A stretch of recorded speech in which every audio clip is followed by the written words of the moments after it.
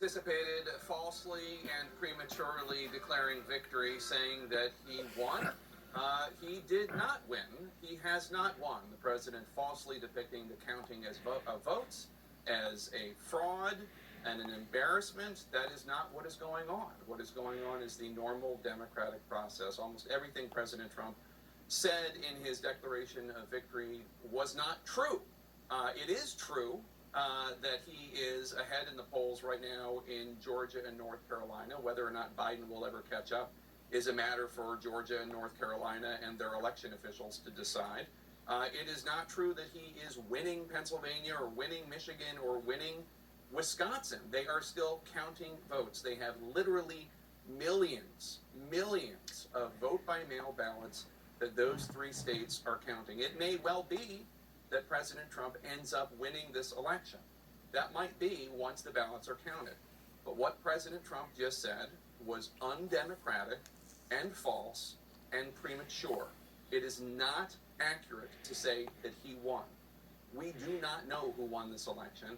And I have to say, Dana, it's not a surprise, but still, years into this presidency, I find it shockingly disappointing that he still would continue to erode faith that the American people have in institutions. What is going on right now is a clean and fair election, and there is no evidence to the contrary. I know we expected him to say something like that, but hearing the President of the United States in the middle of an election, where they're counting votes all over the country, to say what he said from the White House is just not something that I don't think any of us really expected to see and hear in our lifetime. That is not what democratically elected presidents or candidates for the presidency say. That's what authoritarians say.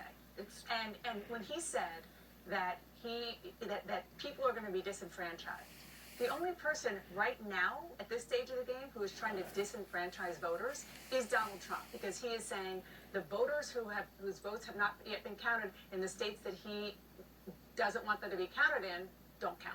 Yeah, I mean, I think we should really underline what he's saying. He kept saying, I want the voting to stop. That's not what he's saying. He's really saying he doesn't want the votes that have already been cast to be counted. There is no justification for it.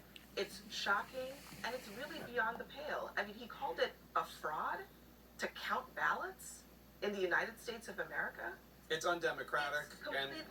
It's completely ridiculous. But I mean, notice that Vice President Mike Pence came up just a few minutes afterward and tried to paper over what the president had just said, which is that he does not want the votes that are still outstanding in states that he had not won to be counted.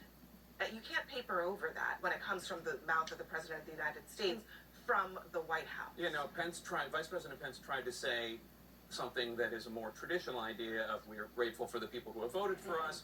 We want to be vigilant to make sure that the ballots are all counted, and we're confident that we're going to be victorious in the end, as if President Trump had not said what he just said, which was a premature and false declaration of victory. And once again, let me say, it may well be that President Trump ends up being reelected. And if he is, it will be because of the fair and assiduous and diligent counting of ballots in states like Arizona and Nevada, where he wants the counting to continue because Biden is ahead, and states where he does not want the counting, not the voting. The voting's done, but the counting to continue, where he is ahead because they have not brought in and counted all the millions of vote-by-mail ballots. By the way, that were cast vote by mail, because we're in the middle of a pandemic that the administration has not been able to get a control over. Let me bring in Jim Acosta. And Jim,